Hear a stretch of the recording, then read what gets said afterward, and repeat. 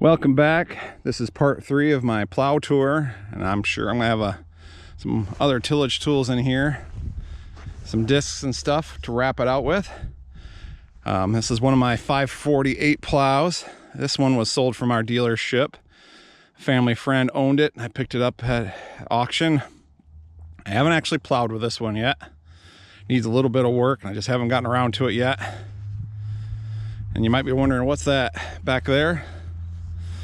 Well, that's a hitch, and in our area, guys would pull a packer, usually a crowfoot packer in this area. Work really nice. Hook right on back here, and then it would crumble and pack the ground, firm it up nice, and then it was a lot of times ready for planting. Some guys would even pull a planter behind their plow and their packer. That was pretty popular here in the 60s and into the 70s.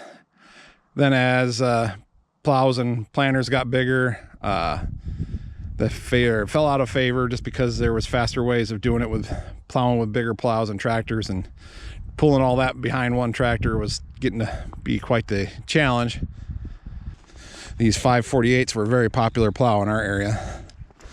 Let's see, we saw the 4 bottom I have in the previous installment.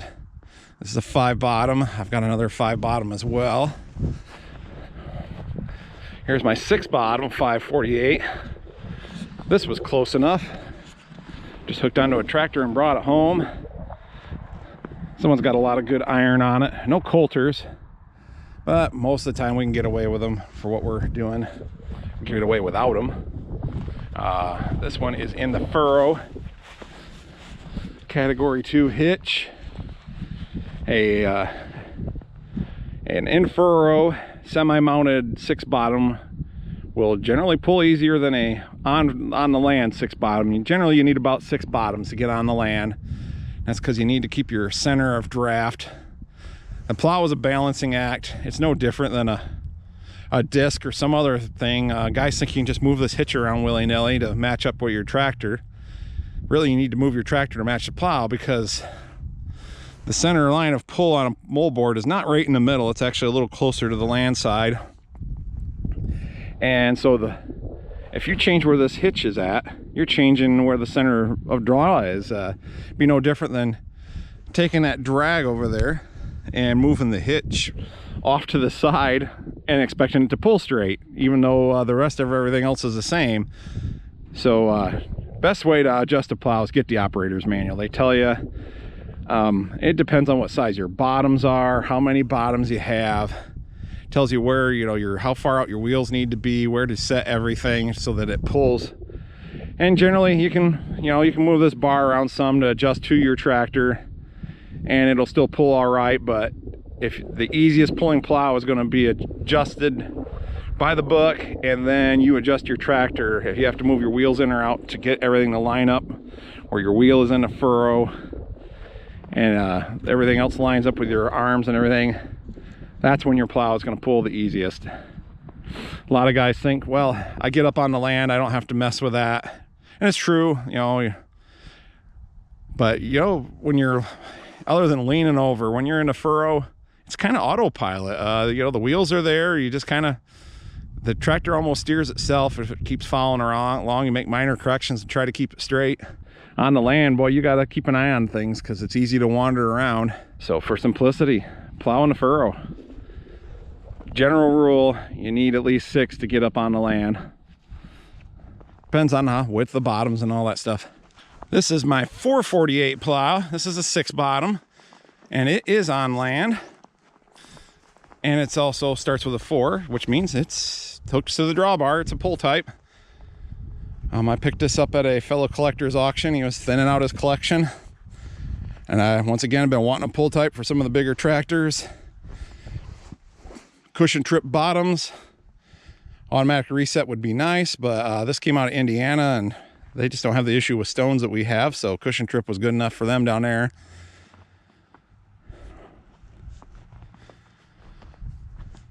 But it is, these trailer types are nice. Once you get everything adjusted, especially when they're on land, basically back up, drop a pin, and hook up the hoses, and you can go plow. You don't have to readjust your tractor. So I can see the attraction of a pull type or an on-land hitch. But by the same token, it takes a little more concentration. Keep an eye on everything. Make sure you're going straight. You don't want the neighbors laughing at you. This was originally set up where this one cylinder here lifted everything. And then the leg come over here, come up to this arm. There was a rod that went up front and another rod that went to the back. Lifted everything all with one cylinder. Someone converted it at some point. And there are now 3 separate lift cylinders. The way it's plumbed, the front and back cylinders are on one remote and the land wheel's on the other. So it's kind of interesting plowing with this one because depending on conditions, sometimes the front bottom or the front wheel comes up first. Sometimes the back wheel comes up first. You know, when you're pulling out of the land you're plowing, you would kind of like the front to come up first, and as a general rule it does, but it seems like once in a while this back one will just it'll decide, I'm coming up first. It is nice having this land wheel separate. I can level the plow out just with a touch of a lever. I wouldn't mind converting it back where it all runs off from one cylinder, but so far finding those parts have been a challenge. Okay, 548 7 bottom. This one's definitely on land. This is one that came from our dealership originally. There's a dealer sticker right there on a hitch. These bigger plows did start getting longer hitches just because of duals. When a guy would turn, you know, the tractor comes closer to the plow and you don't need to hit it. That makes for a mess.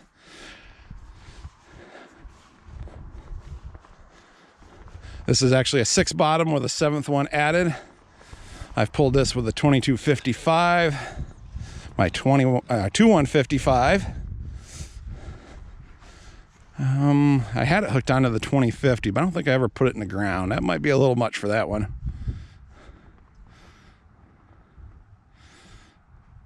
At least not without some extra weight and rubber on it. This is set up. You can essentially level the plow with your 3-point hitch. The front and rear wheels steer on this. And then there was only 2 remotes needed, one for the front bottom, one for the back. So when you're coming to lift out, you could hit your lever for the front. And then as the back got up to where your headlands were, you could hit the back lever and lift that up. And you could leave the 3-point hitch down. The plow could kind of sit cockeyed that way. And I don't know, I guess OCD or something, but I couldn't let myself leave it that way. So I always lift the 3-point hitch up a little bit just to level it back out while I'm turning around. You can see this, some of you might see this platform up here.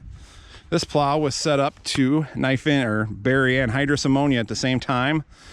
I believe this is probably where they had their distribution nitrolator regulator and distribution manifold. And then it wouldn't be behind the last bottom because that doesn't have anything buried till the next pass. But you can see these street elbows. Anhydrous hose would come down through and go through that. I think there's still a little bit in that one. And just drag behind it. You'd have enough length where it kind of come back to where this dirt was flipping over. And if it was too long, it'd wear off from the dirt. And it'd let the anhydrous ammonia out, which is your nitrogen fertilizer. And it'd be getting buried by the bottom behind it. That's why you didn't do it on the back bottom, because there was nothing burying it until the next pass. But the front had it on, so the 6 bottoms had it getting buried, and then the next pass would catch what would have been the 7th bottom on this plow. Most of the guys they had a tank mounted on their tractor. They'd have to transfer the anhydrous ammonia over to the tractor every so often, roughly a 300-gallon tank, 250 gallons, somewhere in there. Fill up and go back at it. But that got their nitrogen fertilizer on for the year.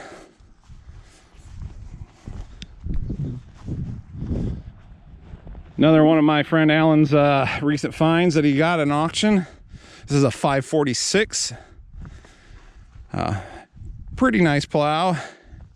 I gotta get around and order that. There's a it must have hit a massive rock at some point. And I'd say this broke, and they welded it back together, and it's crooked. There's kind of the frame's a little dinged around or squished around that bottom. Like I say, they must have rolled up a massive one, and it went past what the automatic reset could handle and really tweaked stuff. Probably had too big of a tractor on here too to do something like that. Other than that, plow seems to be in good shape. Painted up right before the auction, but it'd been inside for a long time. Iron on the bottoms looks really good. Moldboards ain't worn down to a sharp edge yet. So just a couple minor things to straighten out. This probably works the way it is, but I just told Alan, I said, I'm gonna fix that. I can't stand it being crooked like that. But the difference between a 546 and a 548, the 546 could either be 14 or 16 inch cut. And let's see, there's some, you had to basically unbolt a bunch of stuff and loosen some of these up back here, and you would kick the bolt of the frame over, and this bolt would move up to this hole, which then would line up with this hole in the frame and make it cut at a narrower angle. And so that would be the 14 inch cut. This is obviously set for 16 inch cut because it's moved out here and the bolts in the back hole. The other 3 bolts were in slotted holes, or this brace moved. So you didn't have to remove all those. You loosen the other 3 up, or was it 4? 3, 4. And then you had to remove this one. And then there were wedges that go in here that you have to move around. If you're going to do it, it's best to have a book. It tells you everything you need to do to get it moved over to 14 inch. Another 565 plow. This one's 3-bottom semi-mount. Kind of hard to come by. Not impossible, but was glad to find this one. Thank you, Adam. This one was a 3-bottom with a 4th added on. I left the 4th off because I wanted a 3-bottom to go with the flex back plow, which we'll get to here in a second. So we kind of gone over the feature of the 565. This is a later one because it's got this tubular steel tail wheel assembly instead of the molded frame welded tail wheel assembly.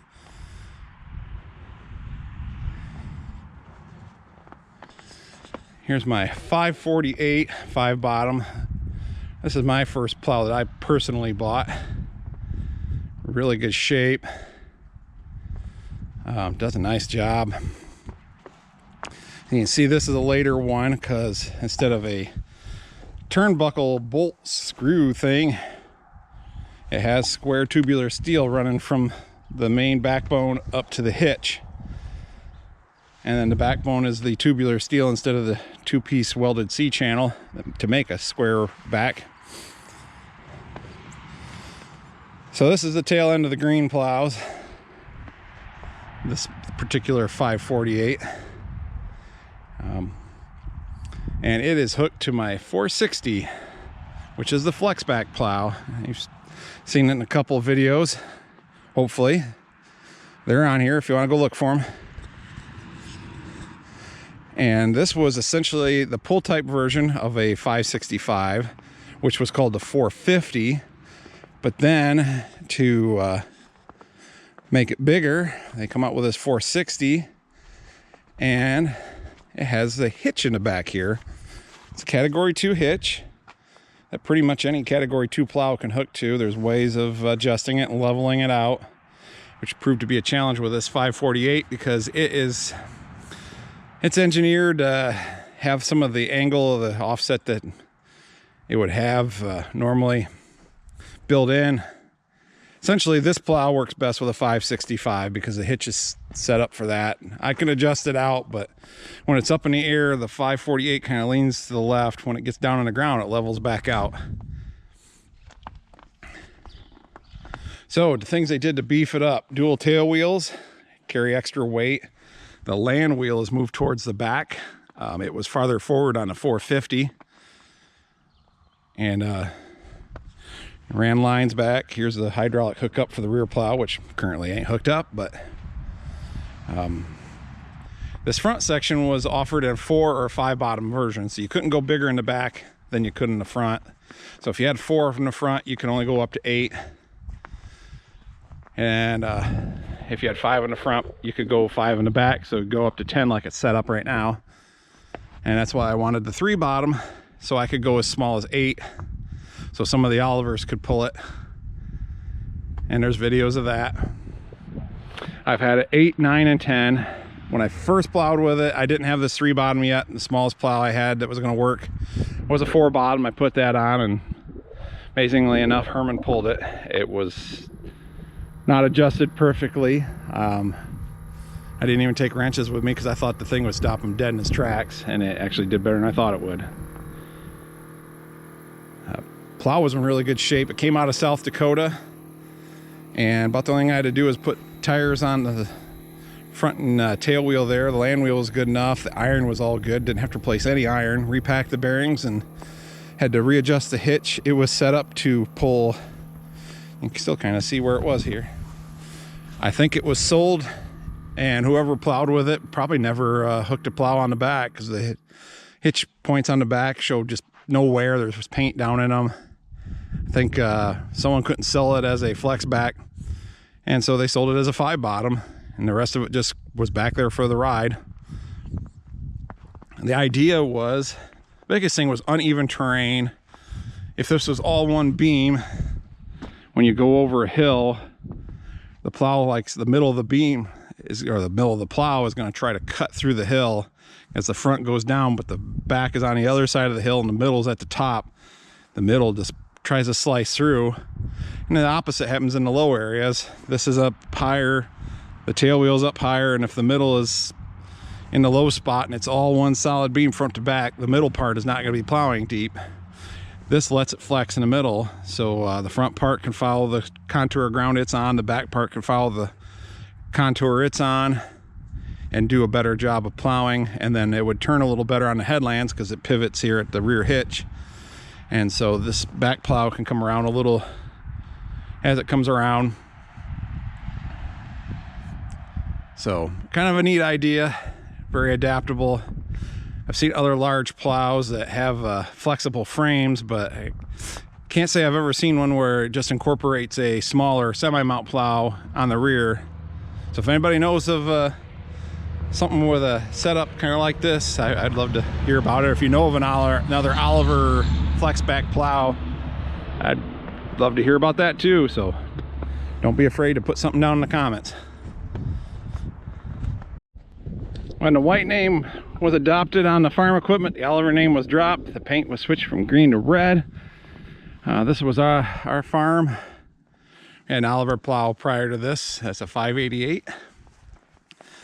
And this is a white 588. Originally it was set up, it's a 6 bottom base unit, which is what it's at right now. We originally plowed with 7 with it, with a 2155. Then when we got to 4225, we added an 8th bottom on. Then I dropped those 2 bottoms back off for a plow day so that the spirit of Oliver could pull it. I do believe I have a picture of that here or there.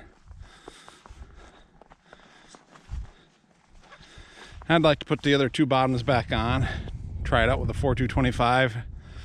I never got to try it with all 8 on. I have plowed with it with 7 and 6.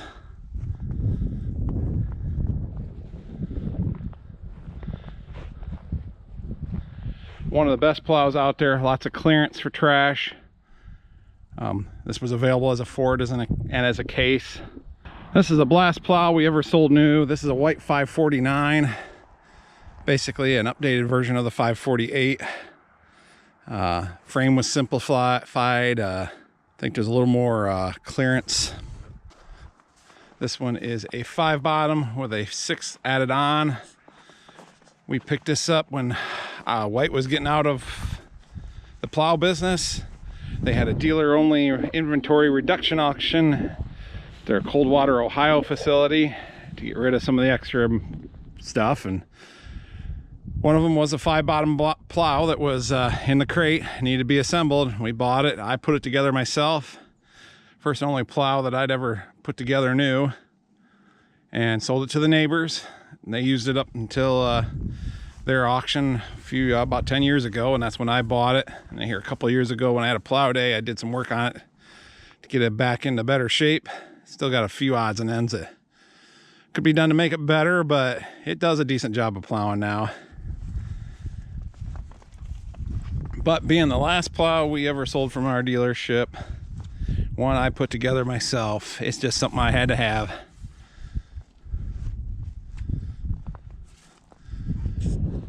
This is the 271 white disc. I spent a lot of time in front of this in my younger days before we got the 273. And I still use it here and there. It's nice to have a second one if I've got the extra help. Plus it's small enough some of the Olivers can pull it. The 271 was originally available as an Oliver. There was a 271 and the 272. The 272 had square boxes for the frame members, whereas the 271's got these rectangular pieces. Basically, and it had a wider main section here and could go out to wider wings and everything. I think the 272s could go out to 33 feet, 24 and a half, basically 25 feet was the widest for the 271. This one's an 18 footer.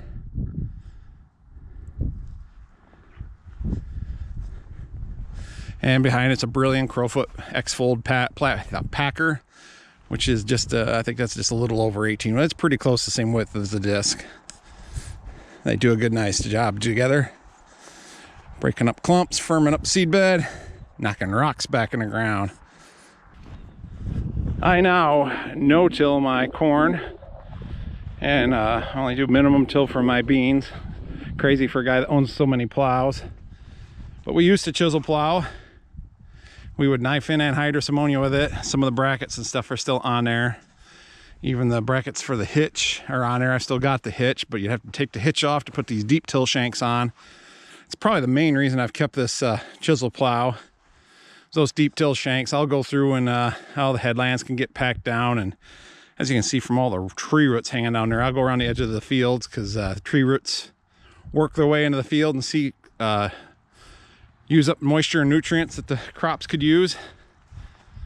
And then occasionally I'll chisel plow up wheat stubble, just as mostly somewhat to break up hard pan, but bring rocks up to the top.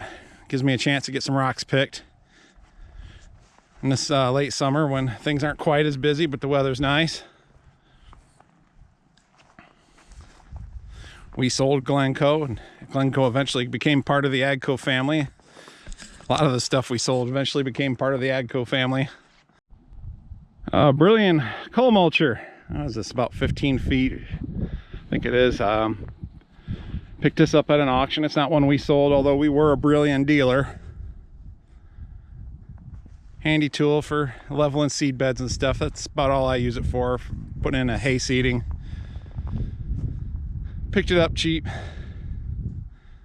It's got some cracks and stuff in the frame, but for what I picked it up for, it does a job.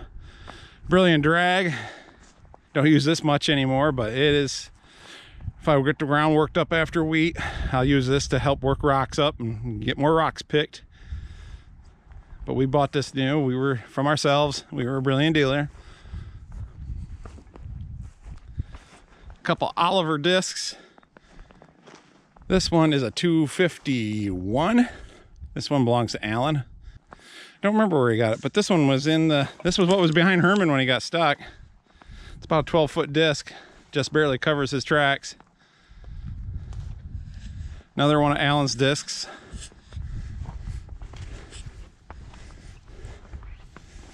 Had this one for a couple of years now, and I'm not sure which model it is. But the springs on here are to help flip these gangs up and down. They're all manual. It's a lot of weight, so the spring offsets the weight, and then you put a rod through to lock them in place once you're ready to work. I'm trying to think of, I guess I'm not going to venture what model it is because I don't remember, and if I say something, someone will take it to heart. My 273 disc. The 273 was the updated version of the 271. Frame basically went unchanged. Minor things in the wing braces or when they're folded stops. The big changes were they went to a heavier gang bolt. The 271 and 272 used 1 1/8" gang bolt. 273 and the 274 that replaced them use 1 1/2" gang bolt. So different bearings, heavier duty bearings, different spindles, just a heavier gang, and that made all the difference. I'd occasionally break a gang bolt on that 271 in our rocks, and I've yet to ever break one on this 273, knock on wood. So that little extra bit of steel in there makes a big difference. This one's the 25 footer. It was the largest 273 model. And we got another Brillion X series folding crowfoot packer. This one's 27 feet, so it's a little bit wider, which works out nice. It just overlaps the disc good and knocks down the outer ridges, leaves a nice finish. Most of the time the 4225 doesn't even know it's back there, but gotta give it something to do.